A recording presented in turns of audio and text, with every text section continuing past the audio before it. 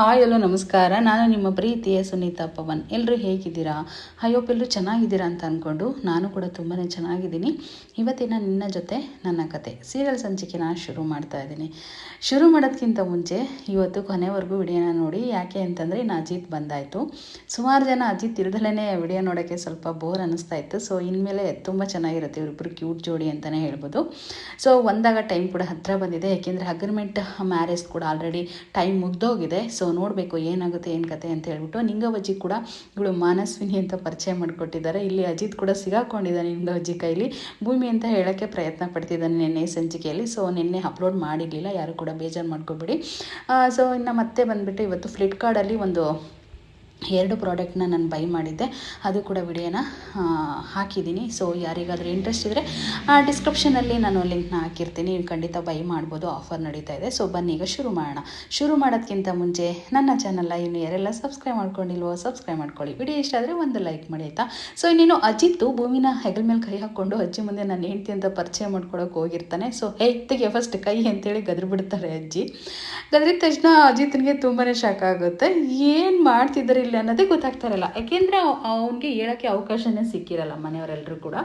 So ಇನ್ನೇನು ಯಾಕಜ್ಜಿ ಅಂತ ಅಂದಾಗ ಮಯೂರಿ ಇಟ್ಕೊಂಡು, ಅಲ್ಲ ನಿನ್ನ ಹೆಂಡ್ತಿನ ಕರ್ಕೊಂಡು ಬಾ ಅಂತಂದರೆ ಮಾನಸ್ವಿನಿ ಮೇಲೆ ಕೈ ಹಾಕ್ತಾ ಇದೆಯಲ್ಲ ನೀನು, ಅದಕ್ಕೆ ಅಜ್ಜಿ ಬೈತಾ ಇದ್ದಾರೆ ಅಂತ ಹೇಳ್ಬಿಟ್ಟು ಮಾನಸ್ವಿನಿ ಹೇಳ್ತಾಳೆ.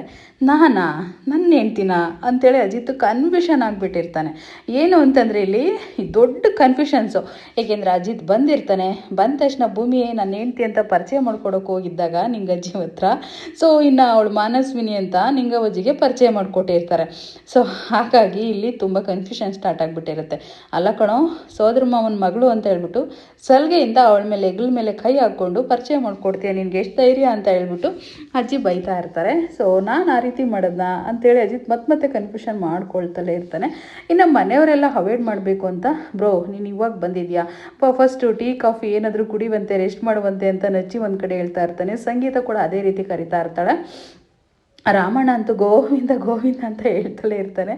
ಏನಂದರೆ ಇಲ್ಲಿ ಗೊತ್ತಾಗ್ಬಿಡುತ್ತೆ ವಿಷಯ ಅಂತ ಹೇಳ್ಬಿಟ್ಟು.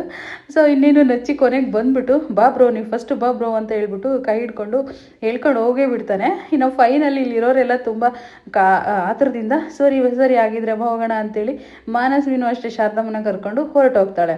ಇನ್ನು ಅಲ್ಲಿರೋರೆಲ್ಲ ಕೂಡ ಹೊರಟೋಗಿ ಆಯಿತು, ಏನು ಹುಡುಗರು ಏನು ಕತಿಯೋ ಈಗಿನ ಕಾಲದ ಹುಡುಗರು ಸೋದರ ಮಾವನ ಮಗಳು ಅಂದ ತಕ್ಷಣ ಸಲಿಗೆ ಬೆಳೆಸ್ಕೊಬಿಡ್ತಾರಪ್ಪ ಅಂತ ಹೇಳಿ ಇನ್ನು ಫೈನಲಿ ನಿಂಗವಜ್ಜಿ ಕೂಡ ಅಂತ ಇರ್ತಾರೆ. ಇನ್ನು ಸಂಗೀತ ಕೂಡ ಅಷ್ಟೇ ತುಂಬ ಫೀಲ್ ಮಾಡ್ಕೊಂಡು ಅವಳು ಹೋಗಬೇಕು, ನನ್ನ ಮಗನಿಗೆ ಏನಾನ ಮಾಡಿಕೊಡ್ಬೇಕು ಅಂತ ಹೇಳಿ ಹೋಗ್ತಾ ಇರಬೇಕಾದಾಗ ನಿಂಗವಜ್ಜಿ ಒಂದು ಪ್ರಶ್ನೆನ ಕೇಳ್ತಾಳೆ. ಅಲ್ಲ ನಿನ್ನ ಮಗನ ಬಿಟ್ಟು ಎಷ್ಟು ದಿನ ಆಯಿತು ಅಂತ ಅಂದಾಗ ಸಂಗೀತ 1 ವಾರ ಆಯಿತು ಅಂತ ಹೇಳ್ತಾಳೆ. ನೀನು ಬಿಟ್ಟು 1 ವಾರಕ್ಕೆ ಎಷ್ಟೊಂದು ಬೇಜಾರು ಮಾಡ್ಕೊಂಡಿದ್ಯಾ. ಸೊ ನಾನು ನನ್ನ ಮಗನ್ನ ಬಿಟ್ಟು ಸುಮಾರು ದಿನವೇ ಆಗೋಯ್ತು ಅಂತ ಫೀಲ್ ಮಾಡ್ಕೊತಾ ಇರ್ತಾರೆ ಸಂಗೀತ ಮುಂದೆ. ಇನ್ನು ನಂಗೆ ಅಂದದ್ದು ಕೇಳಿಸ್ಕೊಂಡು ಸಂಗೀತ ಅಲ್ಲಿಂದ ಹೊರಟ್ಬಿಟ್ಟು ಬರ್ತಾಳೆ ಇಲ್ಲೆಲ್ಲರ ಎದುರಿಗೂ. ಸೊ ಎಲ್ಲ ಕಥೆನೂ ಇನ್ನು ಇವನಿಗೆ ಹೇಳ್ತಾರೆ ಅಜಿತನಿಗೆ. ಇದೆಲ್ಲ ನಡೆದಿದ್ಯಾ, ಯಪ್ಪ ದೇವ್ರೆ ಏನಪ್ಪ ಇದೆಲ್ಲ ಅಂತೇಳಿ ಅವನು ತುಂಬ ಟೆನ್ಷನ್ ಮಾಡ್ಕೊಂಡಿರ್ತಾನೆ. ಇನ್ನು ರಾಮಣ್ಣ ಎತ್ಕೊಂಡು, ನೋಡ ಅಜಿತ ಇಲ್ಲಿರೋವರೆಗೂ ನಾವಿನ್ನೇನು ಜಾಸ್ತಿ ದಿನ ಇರಲ್ಲ, 2 ರಿಂದ 3 ದಿನ ಇರ್ಬೋದು ಅಷ್ಟೇ. ಅಷ್ಟುವರೆಗೂ ಏನಾದರೂ ಮಾಡಿ ನೀನು ಖಂಡಿತವಾಗೂ ಇದನ್ನು ತಡ್ಕೊಳ್ಳೇಬೇಕು. ಮತ್ತು ಮಾನಸ್ವಿನಿ ಭೂಮಿ ಮಾತ್ರ ಹೇಗಾದರೂ ಮಾಡಿ ಅತ್ತೆ ಸೊಸೆನ ಒಂದು ಮಾಡಬೇಕಂತ ಹೊರಟಿದ್ದಾಳೆ ಕಣೋ, ಕರ್ಲಾಕಕ್ಕೆ ಹೋಗ್ಬೇಡ ಪ್ಲೀಸ್ ಕಣೋ, ಅವಳು ಆಟ ತೊಟ್ಬಿಟ್ಟಿದ್ದಾಳೆ, ಹೇಳಾಗ್ಬಿಟ್ಟಿದೆ ಅಂತೇಳಿ ರಾಮಣ್ಣ ಮತ್ತು ಶ್ರವಣ ಎಲ್ಲರೂ ಕೂಡ ಹೇಳ್ತಾರೆ. ಬಿಡಿ ನಾ ಭೂಮಿ ಹೇಳಿದಾಳಂದರೆ ಅದು ಅದೇ ಆಗುತ್ತೆ ಬಿಡಿ ಅಂತ ಅಜಿತ್ ಕೂಡ ಹೇಳ್ತಾ ಇರ್ತಾನೆ.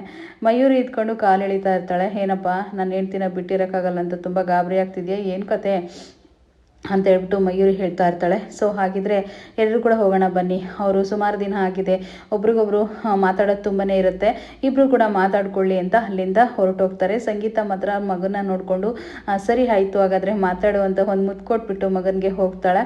ಇನ್ನು ಫೈನಲಿ ಇನ್ನು ಅಶ್ವಿನಿ ಅಂದರೆ ಭೂಮಿ ನಿಂತಿರ್ತಾಳಲ್ವ, ಹೇಗಿದೆಯಾ ಭೂಮಿ ಅಂತೇಳಿ ಅಜಿತ್ ಕೇಳ್ತಾನೆ. ಸಾಹೇಬ್ರೆ ನಾನು ಚೆನ್ನಾಗಿದ್ದೀನಿ, ನೀವು ಹೇಗಿದ್ದೀರಾ ಅಂತ ಹೇಳ್ಬಿಟ್ಟು ಭೂಮಿ ಕೂಡ ಕೇಳ್ತಾಳೆ. ಏಕೆಂದರೆ 1 ವಾರದಿಂದ ಇರಲ್ವಲ್ಲ, ಅವಳಿಗೂ ತುಂಬ ಫೀಲ್ ಆಗಿರುತ್ತೆ. ಏಕೆಂದರೆ ಇವರಿಬ್ಬರು ಮನಸ್ಸಲ್ಲೂ ತುಂಬ ಪ್ರೀತಿ ಇದೆ ಅನ್ನೋದು ನಿಮ್ಮೆಲ್ಲರಿಗೂ ಗೊತ್ತು. ಸೊ ಅದನ್ನು ಹಂಚ್ಕೊಳ್ಳೋಕ್ಕೆ ಆಗ್ತಾ ಇರೋದಿಲ್ಲ ಅಷ್ಟೇನೆ. ಸೊ ಅದೆಲ್ಲ ಆದಮೇಲೆ ಮತ್ತೆ ಫೈನಲಿ ಇವಾಗ ನಿಮಗೆ ಏನು ಮಾಡ್ಕೊಂಡು ತಂದು ಕೊಡಬೇಕು ನಾನು ಅಂತ ಹೇಳಿ ಕೇಳಿದಾಗ, ನೀವು ಬಿಸಿಲಿಗೆ ಬಂದಿದ್ದೀರಾ, ನಾನು ಮಜ್ಜಿಗೆ ಮಾಡ್ಕೊಂಡು ತಂದು ಕೊಡ್ತೀನಿ ಅಂತ ಹೇಳ್ಬಿಟ್ಟು ಹೇಳ್ತಾನೆ ಅಜಿತ್ತು. ಸೊ ಹಾಗಿದ್ರೆ ಹೋಗ್ತೀನಿ ಅಂತ ಹೊರಡ್ತಾಳೆ. ಹೊರಡ ತಕ್ಷಣನೇ ಅವಳು ಮತ್ತೆ ಹಿಂದಕ್ಕೆ ಕರೆದುಬಿಟ್ಟು ಯಾಕೆ ಸಾಹೇಬ್ರೆ ಅಂತೇಳಿ ಗಾಬರಿಂದ ಹಿಂದಕ್ಕೆ ತಿರುಗ್ತಾಳೆ.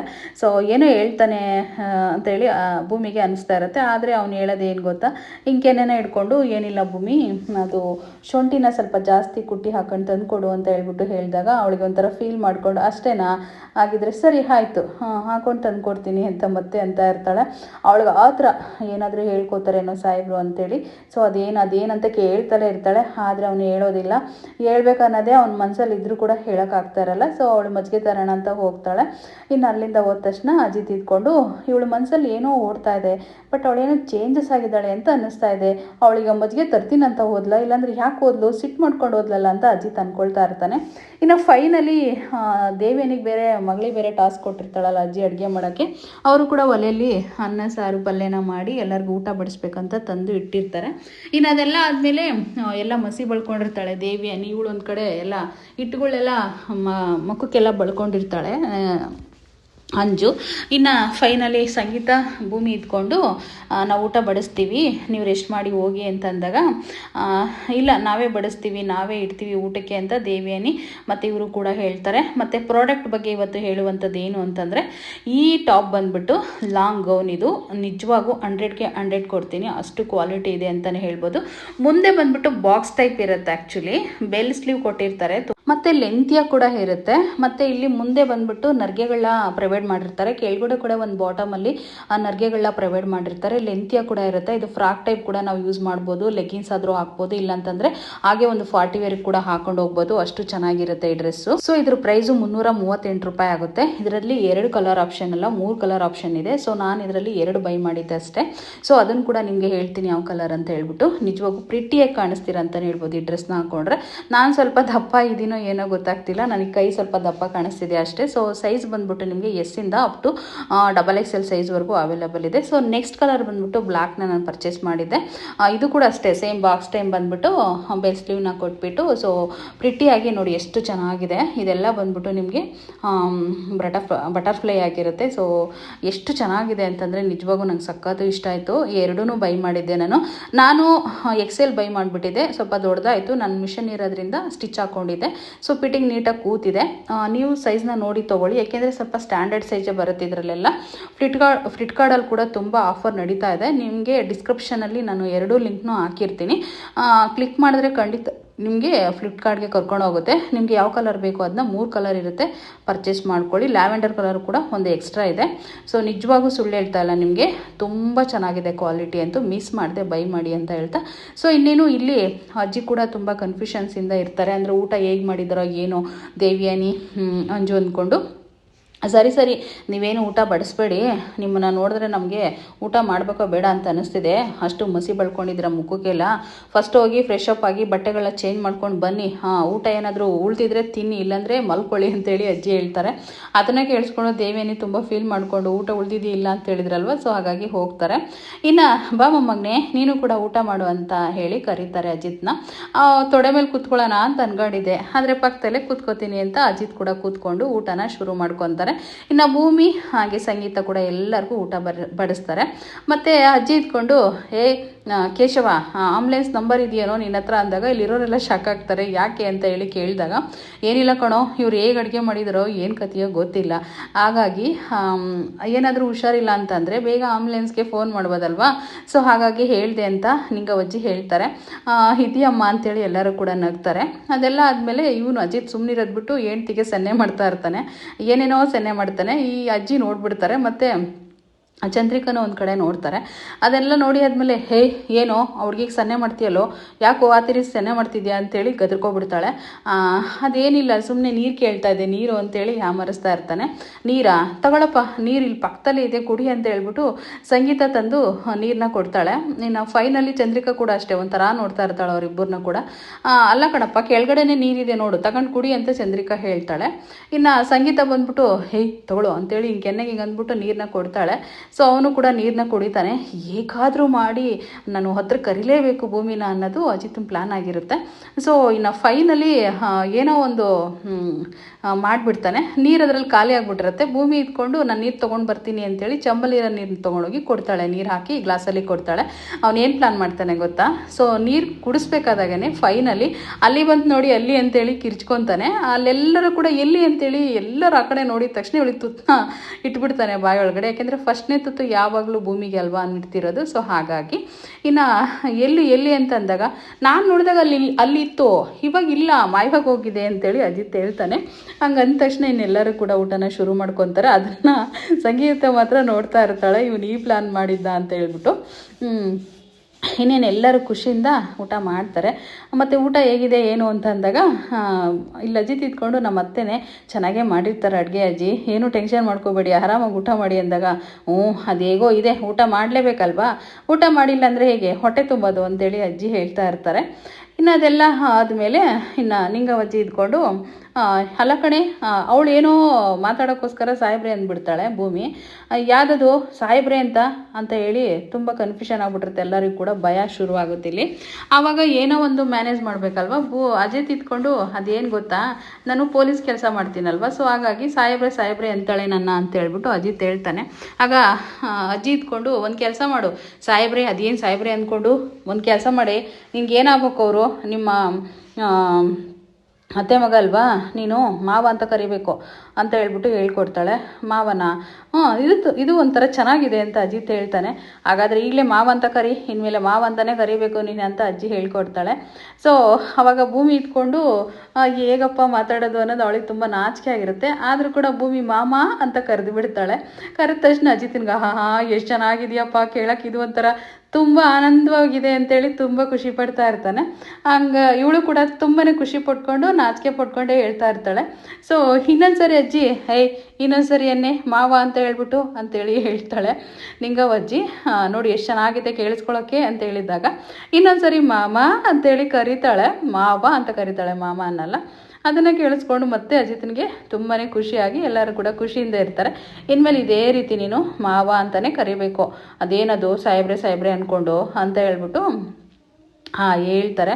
ಇನ್ನು ಅದೆಲ್ಲ ಆಯಿತು. ಅದೆಲ್ಲ ಆದಮೇಲೆ ಫೈನಲಿ ನಿನಗೊಂದು ಮುದ್ದು ಕೊಡ್ಬೇಕು ಅನ್ನಿಸ್ತಿದೆ ಅಂತ ಅಂದು ಅಜ್ಜಿಗೆ ಮುದ್ದು ಕೊಟ್ಬಿಡ್ತಾನೆ, ಮಾವ ಅನಿಸ್ತಲ್ಲ ಅಂತ ಹೇಳ್ಬಿಟ್ಟು.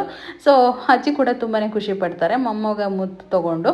ಇನ್ನು ಫೈನಲಿ ಇಲ್ಲಿ ಒಂದು ಕಡೆ ಇವರಿಬ್ಬರದು ಪ್ರೇಮ ಸಂಗಮ, ಯಾರ್ದು ನಚ್ಚಿದ್ದು ಅಂಜಿದು. ಅಂಜು ತುಂಬ ಬೇಜಾರು ಮಾಡ್ಕೊಂಡಿದ್ಯಾ ಅಂತ ಅನ್ನಿಸ್ತಾ ಇದೆ.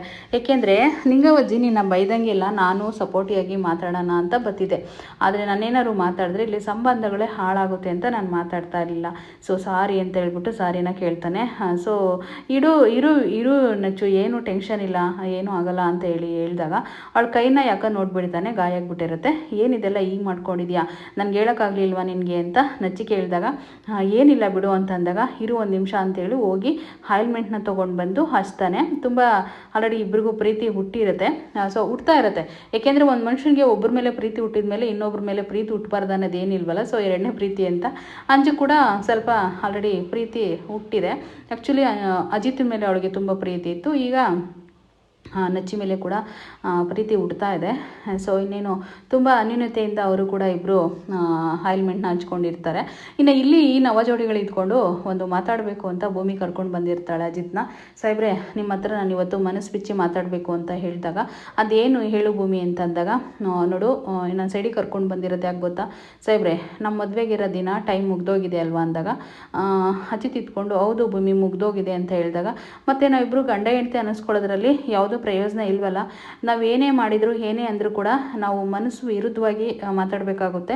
ಸೊ ನಾವಿಬ್ಬರು ಗಂಡ ಹೆಂಡತಿ ಎಲ್ಲ ಅಂತ ಅಂದಮೇಲೆ ನೀವೇಕೆ ಎಲ್ಲರ ಎದುರಿಗೂ ಯಾಮರಿಸ್ಬಿಟ್ಟು ನನಗೆ ತುತ್ತನ್ನ ಇಟ್ಟಿದ್ದು ಅಂದಾಗ ಏನು ಗೊತ್ತಾ ಭೂಮಿ, ಅದು ಫಸ್ಟ್ನೇ ತುತ್ತು ಯಾವಾಗಲೂ ನಿನಗೆ ಅಲ್ವಾ ತಿನ್ನಿಸ್ತಾ ಇದ್ದಿದ್ದು, ಅದು ಅಭ್ಯಾಸ ಬಲ ಅಂತೇಳಿ ಹೇಳ್ತಾನೆ.